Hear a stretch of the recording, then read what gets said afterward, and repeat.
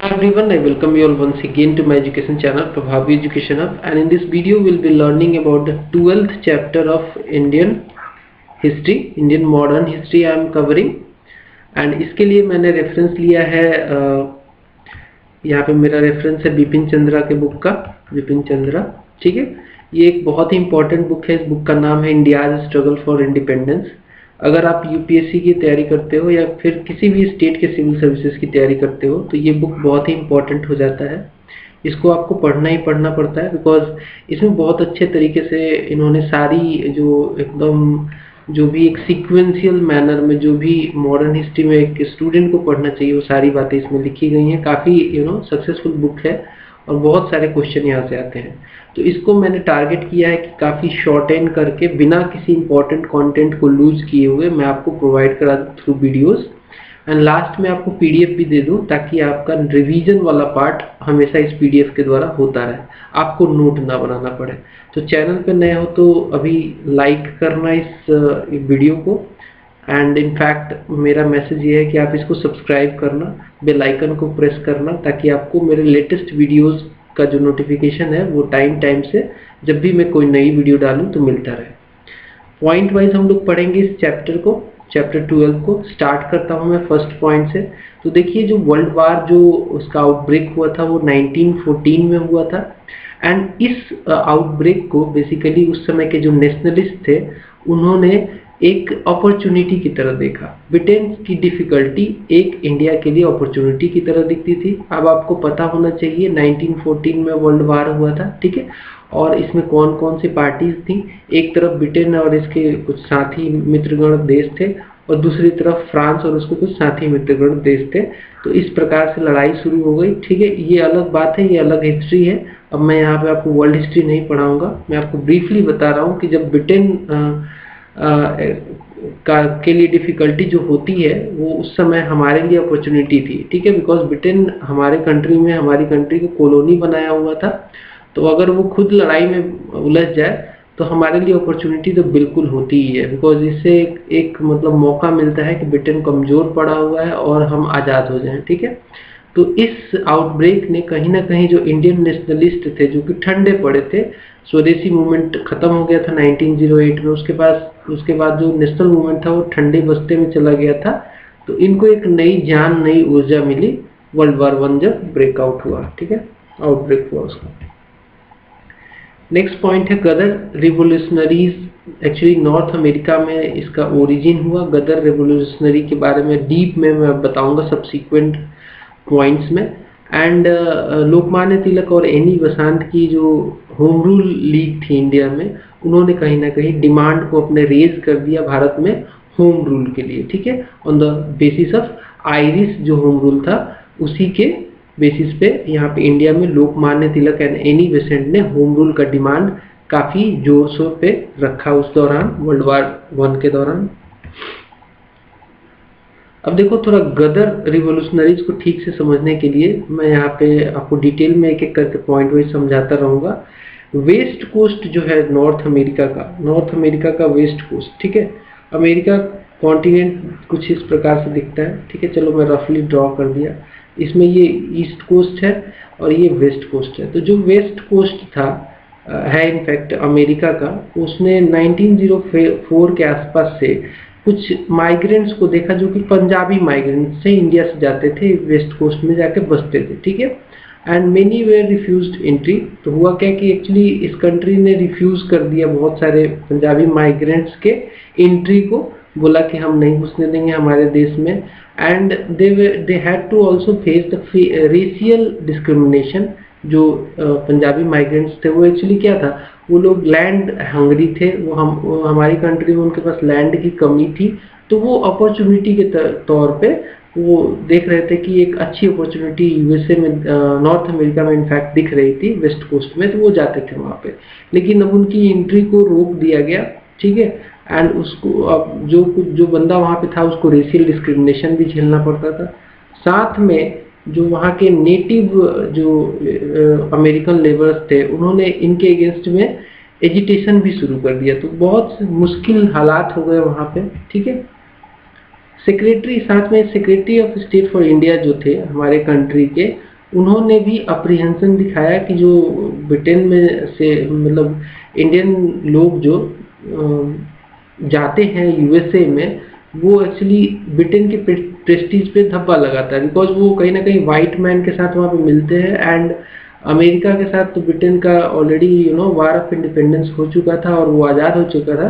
तो इनको लगा secretary of state for India को कि कहीं ना कहीं जो इंडियंस यहाँ से जाते हैं, इंडिया से वहाँ पे माइग्रेट होते हैं, तो वो इंडियंस कहीं ना कहीं जो वहाँ के वाइट है उनसे मिलते हैं, और वो लोग तो उनसे मिलना है, इसका मतलब कि Britain actually American war of independence में ब्रिटेन को मुँह की खानी पड़ी थी, तो एक प्रेस्टीज इशू इन्होंने बना दिया। ठीक है, इन्होंने ये भी कहा कि कहीं ना कहीं इमिग्रेंट्स जो वहाँ पे जाते हैं वहाँ पे सोशलिस्ट आइडियोलॉजी सीखेंगे और उन कहीं ना कहीं कॉन्टामिनेटेड हो जाएंगे वो लोग, और आके कहीं यहाँ भी सोशलिस्ट आइडियोलॉजी की बात ना करने लगे। तो रिस्ट्रिक्शन लगा दिया गया इंडियन इमिग्रेशन इनटू कनाडा 1908 में। किसने लगाया? Secretary of state for India ने भारतीय लोग जो जा रहे थे, इमिग्रेट कर रहे थे कनाडा में, उनके ऊपर रिस्ट्रिक्शन लगा दिया। ठीक है, एंड इसके रिस्पॉन्स में तारकनाथ दास एक स्टूडेंट हुआ करते थे जो उस समय कनाडा में थे, और इनको one of the first leader भी माना जाता है फॉरेन में, स्पेशली नॉर्थ अमेरिका में गदरिस्ट का फर्स्ट लीडर माना जाता है, one of the first leader. And इन्होंने एक पेपर स्टार्ट किया जिसको कहते हैं फ्री हिंदुस्तान। तो फ्री हिंदुस्तान कहाँ स्टार्ट किया गया था? ये है नॉर्थ अमेरिका, और किसके द्वारा स्टार्ट किया गया था? तो तारकनाथ दास, जो कि एक स्टूडेंट थे। ठीक है, तो ये सारी बातें आपको प्रीलिम्स में पूछी जा सकती है, एमसीक्यू आ सकता है, तो इसको ध्यान में रखना। कहीं ना कहीं जो डिस्क्रिमिनेटरी पॉलिसीज थी होस्ट कंट्रीज की, यहाँ पे मैं बात कर रहा हूँ नॉर्थ अमेरिका की, जो डिस्क्रिमिनेटरी पॉलिसी थी जिसके वजह से 1907 में रामनाथ पुरी ने एक सर्कुलर आज़ादी, जिसको सर्कुलर ऑफ लिबर्टी कहते हैं, ये जारी किया इन्होंने। ये सब एक रिवोल्ट का स्टार्ट हो गया था यहाँ से डिस्क्रिमिनेटरी पॉलिसीज की वजह से। इसमें रामनाथ पुरी का सर्कुलर आज़ादी बहुत ही फेमस ये सर्कुलर था, एंड इसमें इन्होंने प्लेस किया टू सपोर्ट द स्वदेशी मूवमेंट। इसमें स्वदेशी मूवमेंट को भी सपोर्ट किया इस सर्कुलर ने भी, और इनफैक्ट रामनाथ पुरी ने भी।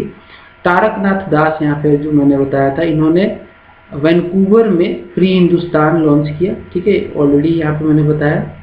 एंड इन्होंने मिलिटेंट नेशनलिस्ट टोन में ये सारी चीज़ें लिखी इसमें फ्री हिंदुस्तान में। जीडी कुमार ने सेटअप किया स्वदेश सेवक होम इन वैंकूवर, एंड एक गुरमुखी पेपर भी इन्होंने सेटअप किया वहीं पे स्वदेश सेवक के नाम से, which advocated social reform and also asked Indian troops to rise in revolt against the British. ठीक है, 1910 में तारकनाथ दास एंड जीडी कुमार को भगा दिया गया वैंकूवर से। They were post out of Vancouver, and United India House in Seattle. जब ये इनको वैंकूवर से भगाया गया तो इन्होंने फिर सीटल में जाके यूनाइटेड इंडिया हाउस सेटअप किया। ठीक है, जो कि सीटल एक शहर है यूएस में। ठीक है, तो वैंकूवर से इनको जब भगाया गया तो ये यूएस में आके सीटल में इन्होंने यूनाइटेड इंडिया हाउस सेटअप किया, एंड इसमें एवरी सैटरडे एक लेक्चर ऑर्गेनाइज करते थे, और उसमें शामिल लोगों, एक ग्रुप ऑफ पीपल को शामिल करते थे, जो कि अराउंड 25 इंडियन लेबर हुआ करते थे। ठीक है, तो ये कहीं ना कहीं जो एक नेशनलिस्ट भावना थी विदेशों में वो जारी हो चुकी थी। आगे बढ़ेंगे, और कहीं ना कहीं गदर का एक ग्राउंड बन रहा था। तो बड़े ही प्यार से सुनना समझना बहुत ही जरूरी है, इसको बार बार रिवाइज भी करना है आपको। एक क्लोज लिंक बन गया between the United India house group and radical nationalist students के सपोर्ट से। बेसिकली यूनाइटेड इंडिया हाउस में रेडिकल नेशनलिस्ट स्टूडेंट ने सपोर्ट किया एंड खालसा दीवान सोसाइटी के बीच में। तो United India house supported by radical nationalist students और खालसा दीवान सोसाइटी के बीच में एक लिंक बन गया। ठीक है, इस लिंक के वजह से हुआ क्या, 1913 में इन्होंने डिसाइड किया to send a deputation towards the colonial secretary in London. ठीक है, कॉलोनियल सेक्रेटरी एक हुआ करते थे जो कि कॉलोनियल मैटर को देखते थे, लंदन में बैठते थे, ये ब्रिटेन की कॉलोनीज को देखते थे, एंड वाइसराय को भी इन्होंने एक डिपुटेशन भेजा and other officials in India, इनके लिए भी डेपुटेशन भेजा गया। तो जो डेपुटेशन लंदन में गया, वहाँ पे एक्चुअली वो लोग 1 महीने रहे डेपुटेशन की टीम, बट ये जो सेक्रेटरी थे वो उनसे मिले ही नहीं, ठीक है। लेकिन इनको सक्सेस मिली जब ये इंडिया गए और वायसराय से मिलने की कोशिश की, तो वहाँ पे एक्चुअली मिले भी, and lieutenant governor of Punjab से भी मिले। इसी दौरान इन्होंने पंजाब में कई सारी मीटिंग, पब्लिक मीटिंग भी ऑर्गेनाइज की इनकी टीम ने, ठीक है। किनकी टीम ने? यूनाइटेड इंडिया हाउस ग्रुप और इनका जो एसोसिएशन बना था इनकी टीम ने, ठीक है। लाहौर में, लुधियाना में, अम्बाला में, फिरोजपुर में, जलंधर में और अमृतसर, ठीक है, लैलापुर एंड गुजरानवाला, सियालकोट और शिमला में भी इन्होंने मीटिंग्स ऑर्गेनाइज की, public meeting. Their inability to get the government of India or British government to intercede on their behalf regarding immigration restriction and other disabilities blossomed into a revolutionary movement। तो शुरू में तो ये मतलब बातचीत करके solve करना चाहते थे, लेकिन जब सरकार ने नहीं माना, जब गवर्नमेंट ऑफ इंडिया ने नहीं माना इनके डिमांड को, ब्रिटिश गवर्नमेंट ने इनकी एक नहीं सुनी, तो धीरे धीरे ये रिवोल्यूशनरी मूवमेंट की तरफ टर्न हो गया। आगे बढ़ते हैं। Visit to Vancouver in early 1913 of Bhagwan Singh, जो कि एक सिख प्रिस्ट थे, वर्क इन, जिन्होंने काम किया था हांगकांग और मले स्टेट में। ये जब पहुंचे वैंकूवर में तो इन्होंने प्रीच किया violent overthrow end of Britain, ठीक है, British government in India, and इन्होंने अर्ज किया लोगों से कि एडॉप्ट करें Vande Mataram as a revolutionary salute. तो ये एक एमसीक्यू आता है कि किसने लोगों से अर्ज किया था कि वंदे मातरम को एक रिवोल्यूशनरी सैल्यूट की तरह अडॉप्ट किया जाए, तो उनका नाम था भगवान सिंह, ठीक है। ये एक सिख प्रिस्ट थे, ठीक है। ये पहले काम करते थे हांगकांग में, माले स्टेट में, बाद में ये पहुंचे थे वैंकूवर में और इन्होंने वहाँ पे लोगों को बोला कि ब्रिटिश जो गवर्नमेंट है इंडिया में उसको उखाड़ फेंकना चाहिए और वंदे मातरम को एक रिवोल्यूशनरी सैल्यूट की तरह यूज किया जाना चाहिए। इनको भगा दिया गया कनाडा से। He was actually externed from Canada. आगे बढ़ेंगे। लाला हरदयाल, बहुत ही इम्पोर्टेंट नाम है ये, हर जगह आपको मिलेगा गदर से रिलेटेड। एक ये पॉलिटिकल एग्जाइल थे इंडिया से, उनको भगाया गया था। ये जब कैलिफोर्निया में पहुंचे अप्रैल 1911 में, तो बेसिकली ये काफ़ी इंस्पायर्ड हुए थे बॉम्ब अटैक जो हुआ था लॉर्ड हार्डिंग के ऊपर, और जो वायसराय थे इंडिया के, जो दिल्ली में इनके ऊपर अटैक किया गया था 1912 में। ही was actually excited his imagination and roused the dormant Indian revolutionary in him। तो ये जो इंसिडेंट हुआ था जिसमें ट्राई किया गया था कि लॉर्ड हार्डिंग को मारा जा सके, लेकिन ये अनसक्सेसफुल रहा, उनको बस कुछ हुआ नहीं। तो इससे वो एक्चुअली लाला हरदयाल को इंस्पिरेशन मिला कि वो कहीं ना कहीं रिवोल्यूशनरी वे को अपनाएं। एंड इसी के बाद इन्होंने युगंतर सर्कुलर में लिखा था अबाउट द अटैक, एंड इन्होंने काफ़ी प्रेज किया था उस अटैक को, ठीक है। तो युगंतर सर्कुलर याद रखना, युगंतर निकाय या फिर युगंतर सर्कुलर किससे रिलेटेड है? तो लाला हरदयाल से रिलेटेड है, ठीक है। आगे बढ़ेंगे। Indians on the west coast of the US, west coast of the America, ठीक है, नॉर्थ अमेरिका भी एक्चुअली एक लीडर के डिमांड में व्याकुल थे ये लोग। इनको लीडर नहीं मिल रहा था जो इंडियन वेस्ट कोस्ट में रहते थे, तो इनको हरदयाल के तौर पे एक उम्मीद दिखी, और हरदयाल उस समय वहीं पे थे। तो इसी के बाद हरदयाल के होने की वजह से वहाँ पे एक हिंदी एसोसिएशन का सेटअप किया गया पोर्टलैंड में 1913 में। फिर से बता देता हूँ, थोड़ा कंफ्यूजिंग हो गया यहाँ पे। इंडियंस जो वेस्ट कोस्ट में थे, नॉर्थ अमेरिका के वेस्ट कोस्ट में जो इंडियन थे, उनको एक लीडर की ज़रूरत थी। हरदयाल उस समय वहीं पे थे, हरदयाल भी उसी एरिया में ही घूम रहे थे, उसी रीजन में थे। उनको इन्होंने अडॉप्ट कर लिया एज ए लीडर, और जब अडॉप्ट किया तो इन्होंने साथ मिलके एक हिंदी एसोसिएशन का सेटअप किया पोर्टलैंड में 1913 में। ये इंपॉर्टेंट है, ये एमसीक्यू आ सकता है। हिंदी एसोसिएशन का सेटअप कहाँ किया गया था? पोर्टलैंड में। कब किया गया था? मई 1913 में। आगे बढ़ेगा। फर्स्ट मीटिंग जो था इस एसोसिएशन का, इसमें पार्टिसिपेट किया था भाई परमानंद, सोहन सिंह भकना, देन हरनाम सिंह, देन हरदयाल ने इस मीटिंग को जब एड्रेस किया तो इन्होंने अपना प्लान बताया, प्लान ऑफ एक्शन क्या होगा। इन्होंने कहा कि we will not fight the Americans but we will fight the British. और हम अमेरिका में जो हमें फ्रीडम है मिली है उसको यूज़ करेंगे और वी विल ऑर्गेनाइज आवरसेल्फ, और हम लोग ब्रिटिशर्स के साथ फाइट करेंगे। बिकॉज इनका मानना ये था, लाला हरदयाल का, कि अगर अमेरिकन आपको तब तक इज्जत नहीं देंगे जब तक आप अपनी कंट्री में फ्री ना हो जाए एलियन रूल से।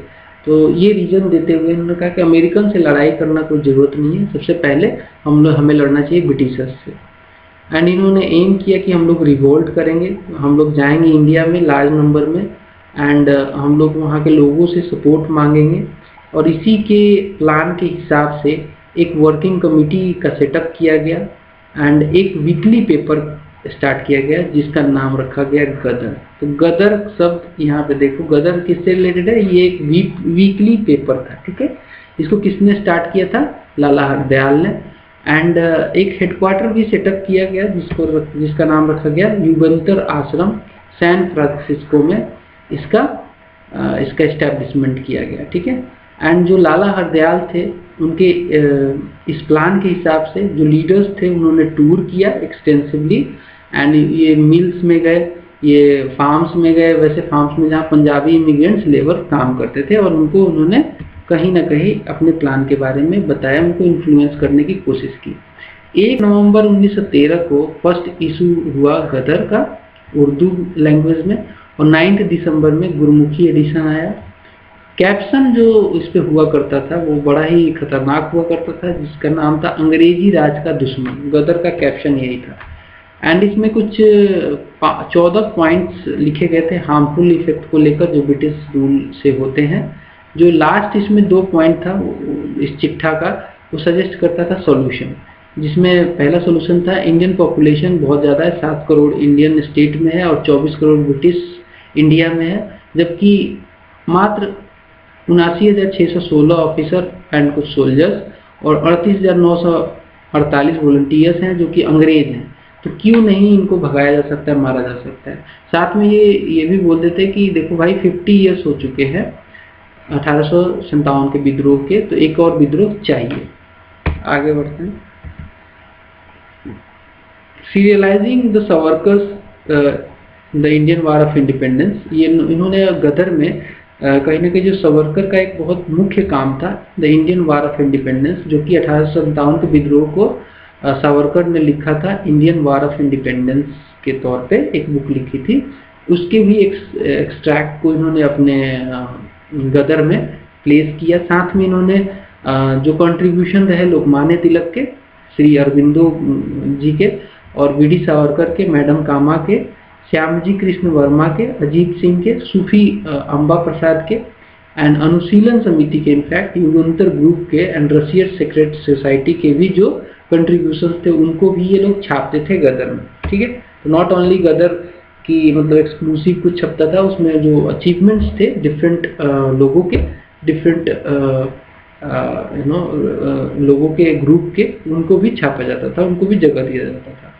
The most powerful impact was made by the poems that appeared in the Gadar and that was called the गदर की गूंज। तो गदर की गूंज एक पोएम थी जो कि गदर में लिखी गई, पत्रिका में लिखी गई, और ये बहुत ही इसका गैल्वेनाइजिंग इम्पैक्ट रहा। It was circulated widely among Indians, जो ये गदर पत्रिका थी नॉर्थ अमेरिका के जो इंडियन रहते थे नॉर्थ अमेरिका में, उनको सर्कुलेट किया गया। It also reached Philippines, Hong Kong, China, Malay state, Singapore, Trinidad and the Honduras and of course India में भी पहुंचा ये, ठीक है। आगे बढ़ेंगे। The Ghadar succeeded in very brief time, बहुत ही शॉर्ट टाइम में गदर को काफ़ी सफलता मिल गई। एंड इसका जो इमेज था पंजाबी इमिग्रेंट्स का, वो पहले क्या हुआ करता था, 1857 में जो पंजाबी थे उन्होंने, जो सिख थे, जो पंजाबी थे, उन्होंने एक्चुअली सपोर्ट किया था ब्रिटेन को काफ़ी ज़्यादा, और अपने ही सिपाही विद्रोह को दबाने में काफ़ी ज़्यादा योगदान दिया था। तो वो इमेज को कहीं ना कहीं ये लोग चेंज करना चाहते थे, और इसको इन्होंने अब एक ऐसा इमेज बनाया जो कि एक लॉयल सोल्जर्स ऑफ ब्रिटिश राज से बदल कर एक रिबेल के तौर पे देखा जा सके, ए rebel whose only aim was to destroy the British hold on his motherland। ठीक है, आगे बढ़ते।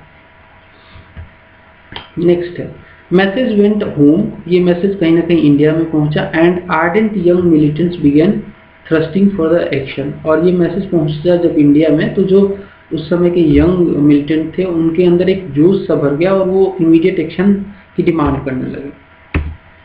आगे बढ़ते हैं। 1914 में 3 इवेंट हुए जिसने गदर मूवमेंट को काफ़ी ज़्यादा इन्फ्लुएंस किया। पहला इवेंट था the arrest and escape of Hardayal, Lala Hardayal, and दूसरा था द कोमागाटा मारू इंसिडेंट। ये एक शिप का नाम है कोमागाटा, इसके बारे में डीपली बताऊंगा अभी। And the outbreak of the first world war. ये 3 जो इवेंट हुए इसने कहीं ना कहीं गदर मूवमेंट के कोर्स को काफ़ी चेंज किया। वो देख लेते हैं एक एक करके। लाला हरदयाल का एक्चुअली अरेस्ट जो हुआ वो 25 मार्च 1914 को हुआ, एंड इनके ऊपर जो चार्जेस लगाए गए वो चार्जेस एनार्किस्ट एक्टिविटीज से रिलेटेड थे। इनको कहा गया कि आप एनार्की फैला रहे हो, बट इनको अरेस्ट भी किया गया, लेकिन वो रिलीज कर दिया गया इनको on bail, and he used the opportunity to slip out of the country. और ये इसी चार्ज के बाद, इसी रिलीज होने के बाद, बेल पे छूटने के बाद इन्होंने अमेरिका को छोड़ ही दिया, नॉर्थ अमेरिका से ये निकल गए। ठीक है, एंड इसी की वजह से एक्टिव एसोसिएशन जो था गदर मूवमेंट का वो एब्रप्टली इंड हो गया, वहीं पे एक लीडरशिप क्राइसिस हो गया। मार्च 1914 में एक और इंसिडेंट हुआ जब कोमागाटा मारू शिप जो कि कनाडा के लिए निकला था। ठीक है, कनाडा के लिए निकला था, ये एक्चुअली सिंगापुर से निकला था।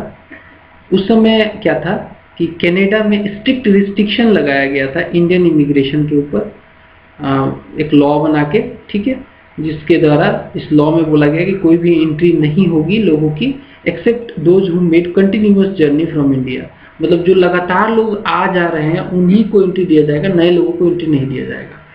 और इसके खिलाफ एक्चुअली नवंबर 1913 में कैनेडियन सुप्रीम कोर्ट ने बोला कि एंट्री हो सकती है, ऐसी कोई जरूरी नहीं है कि जो कंटिन्यूअस आते हैं उन्हीं की एंट्री होगी, जो लोग नए आना चाहते हैं उनकी भी एंट्री हो सकती है।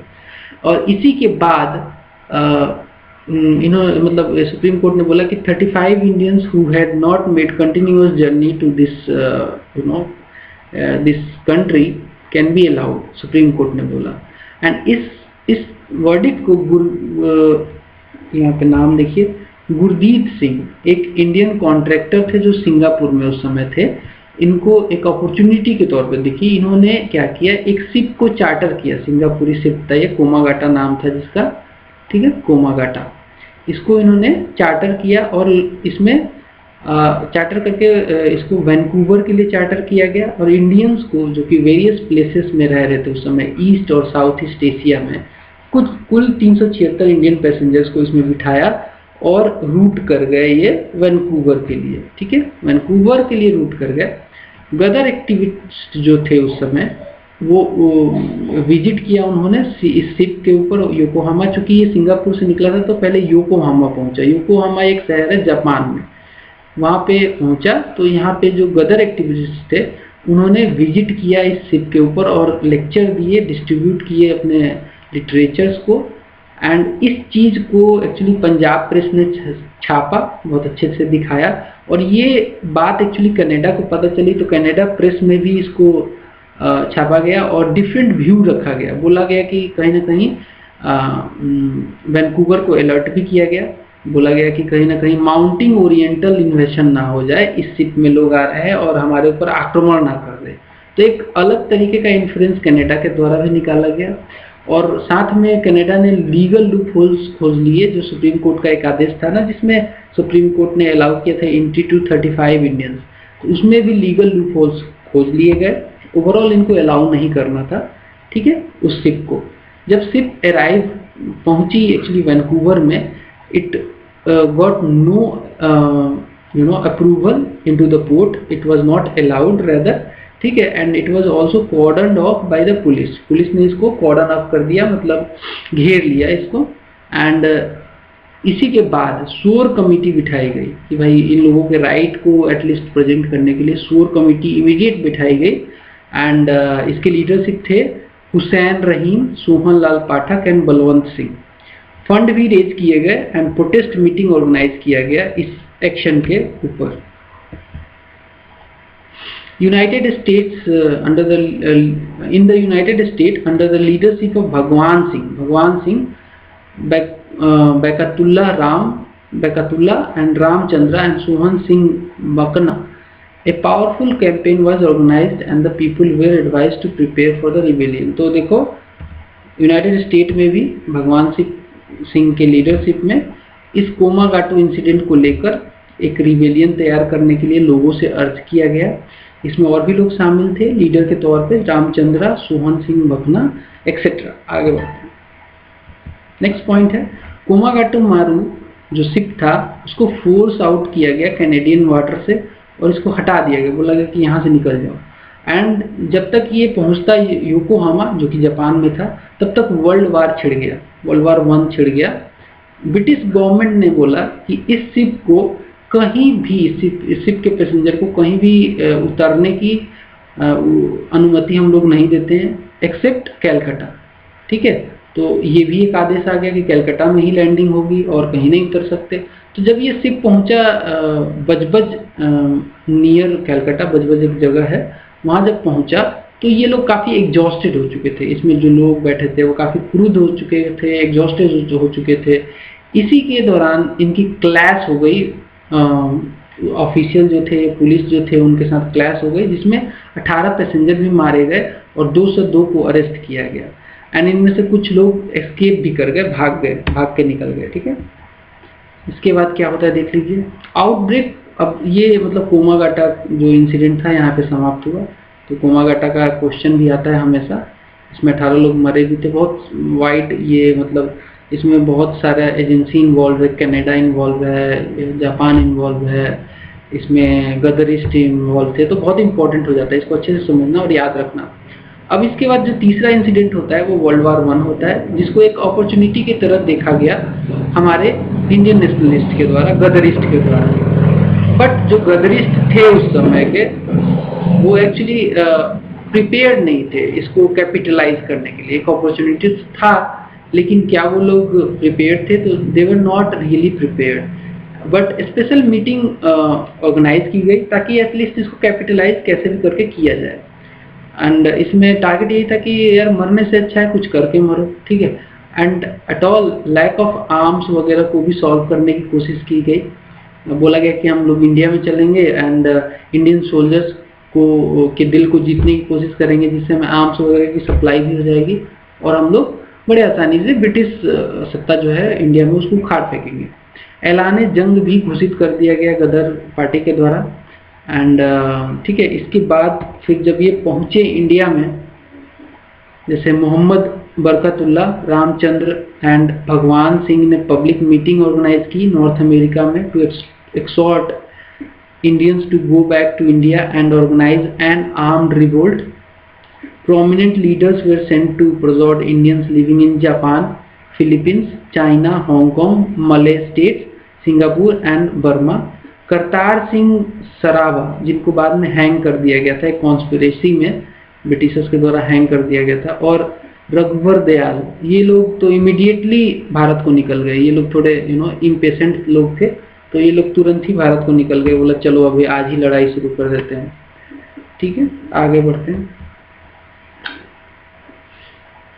अब इन सब रिक्वेस्ट के ऊपर, ये जो लोगों ने रिक्वेस्ट किया कि भाई जाओ इंडिया में और लड़ाई जंग छेड़ो, इस रिक्वेस्ट के ऊपर, इस प्रशासन के ऊपर लगभग 8000 जो इमिग्रेंट्स थे वो भारत पहुंचे, जिनमें से 5000 इमिग्रेंट्स को ब्रिटिश गवर्नमेंट ने उस समय अलाउ कर दिया, उनको बिना रोक टोक के जाने दिया। कुछ 1500 मेन के ऊपर प्रिकॉशनरी मेजर लगाया जो कि थोड़े क्रूज टाइप के लोग दिख रहे थे। And up to February 1915 189 had been interned and 704 restricted to their villages। तो मतलब सबको फ्री नहीं छोड़ा गया, लगभग 5000 को फ्री छोड़ा गया, बाकियों के ऊपर कुछ प्रिकॉशनरी मेजर और कुछ को इंटर्न किया गया और कुछ के ऊपर रेस्ट्रिक्शन लगा दिया गया कि भाई आप इसी गांव में रहोगे, यहाँ इस गांव से निकल के कहीं नहीं जाओगे।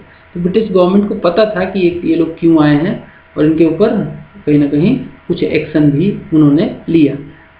दे फाउंड द पंजाबी, जब ये लोग एक्चुअली इंडिया में आ गए तो इन्होंने कोशिश की कि कहीं ना कहीं एक मास मूवमेंट ऑर्गेनाइज किया जाए और एक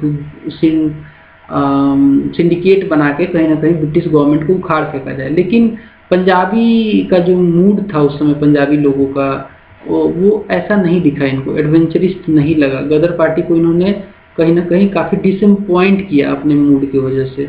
देन ये लोग फिर भी हार नहीं माने, जो लोग आए थे इमिग्रेंट्स बाहर से, उन्होंने विलेजेस में टूर किया, एड्रेस किया गैदरिंग को मेलाज और फेस्टिवल्स में, and all to no avail, मतलब इनको कोई फायदा फिर भी नहीं हुआ, लोग इनको सपोर्ट करने से मना करने लगे। ठीक है, फ्रस्ट्रेटेड एंड डिसइल्यूजन्ड, जब ये लोग कोई इनको सिविल लोग सपोर्ट नहीं कर रहे थे तो इन्होंने सोचा कि ठीक है कोई बात नहीं, हम आर्मी के पास जाएंगे और आर्मी से हेल्प मांगेंगे।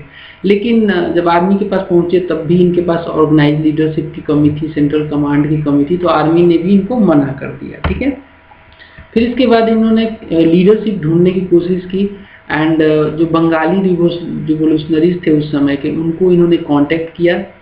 इनके कांटेक्ट के बाद जो बंगाली कुछ रिवोल्यूशनरीज थे सचिंद्र नाथ सान्याल, विष्णु गणेश पिंगले, रास बिहारी बोस, इन्होंने फाइनली एक लीडरशिप देने की सहमति दे दी गदरिस्ट को और ये लोग मिड जनवरी 1915 में पंजाब में भी पहुंच गए लीडरशिप देने के लिए। ठीक है, उसके बाद क्या हुआ, बोस ने एक वहां पे पहुंचने के बाद एक टीम बनाई, ग्रुपिंग की, ऑर्गेनाइजेशन सेटअप किया और कुछ लोगों को भेजा to contact army units in different centres.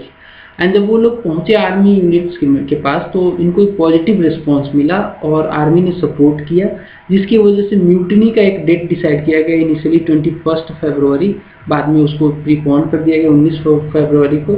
लेकिन ये बात सीआईडी को पता चल गई, क्राइम इन्वेस्टिगेशन डिपार्टमेंट को ये बात पता चल गई और सरकार तक ये खबर पहुंच गई, जिसकी वजह से सरकार ने प्रीएम्प्टिव मेजर्स ले लिए और लीडर्स को अरेस्ट कर लिया गया। बोस एक्चुअली भाग गए लेकिन बाकी लीडर्स को अरेस्ट कर लिया गया।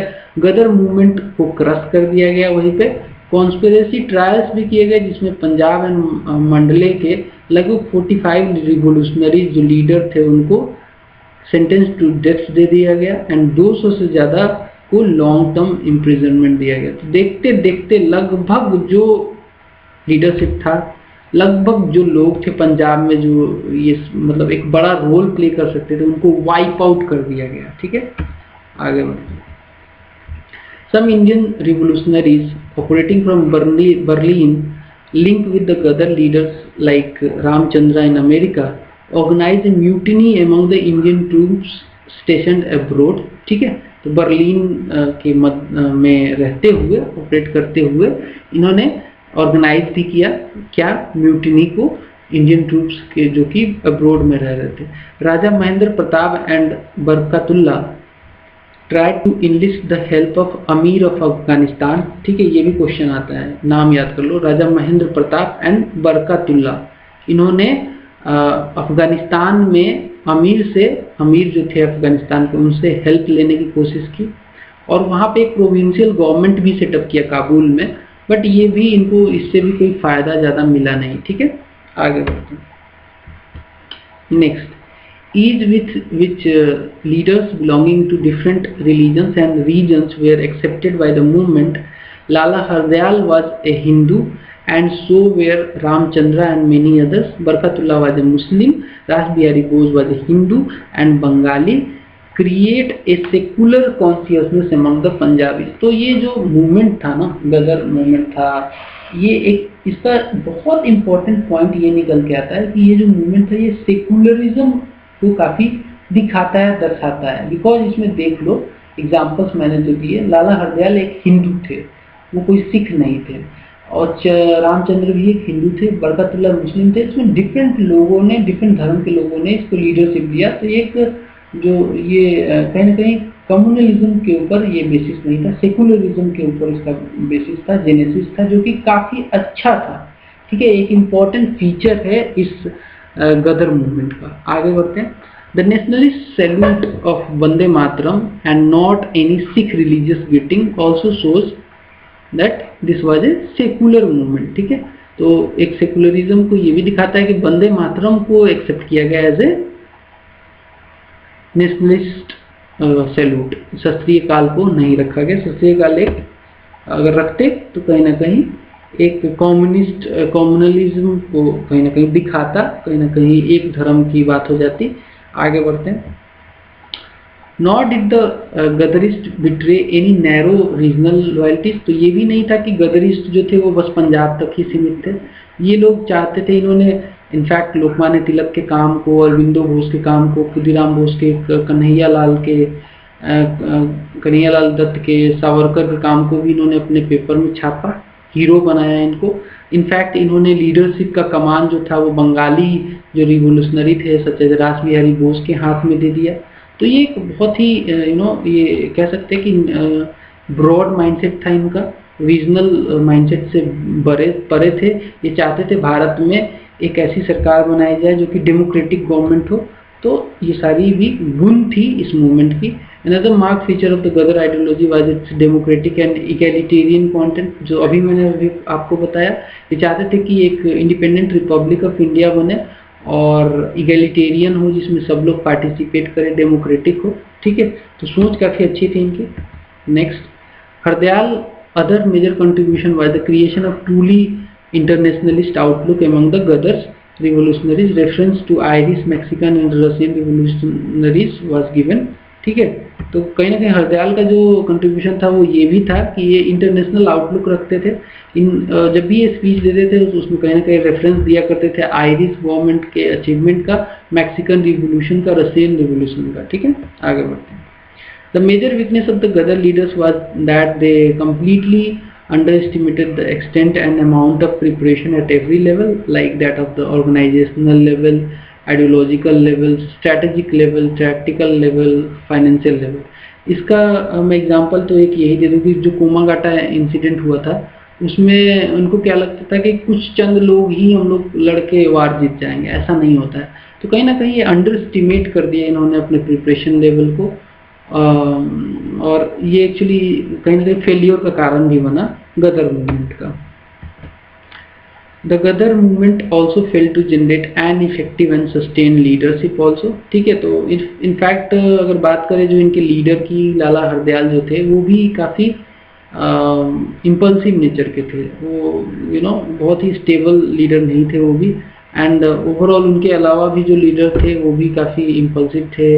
तो लीडरशिप क्राइसिस तो इसमें हमेशा ही देखा गया। ठीक है, so that's all from this video. मैं उम्मीद करता हूँ कि आपको ये वीडियो पसंद आया होगा। World war 1 and Indian nationalism, the Ghadar, यहाँ पे मैं ख़त्म करता हूँ। मिलेंगे अगले वीडियो में, तब तक के लिए नमस्कार, और तब तक के लिए आप खुश रहिए। बाय।